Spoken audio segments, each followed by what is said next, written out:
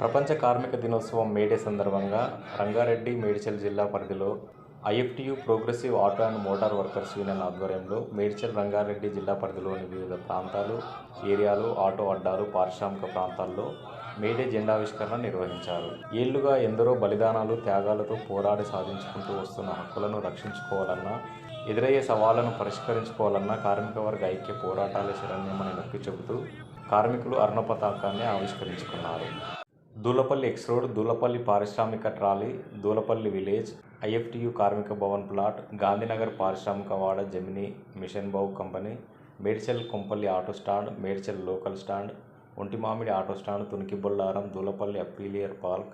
Defence colony, Lakshmakkapally auto stand, Kallakal auto stand, Maisammaguda auto stand, Bollaram railway gate,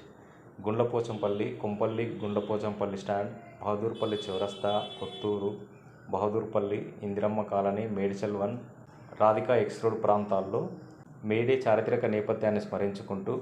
కేంద్ర ప్రభుత్వం తీసుకొస్తున్న 4 labour కోడ్ల ప్రమాదాన్ని ఎదిరించాల్సిన ఆవశ్యకతను గుర్తు చేసుకున్నారు.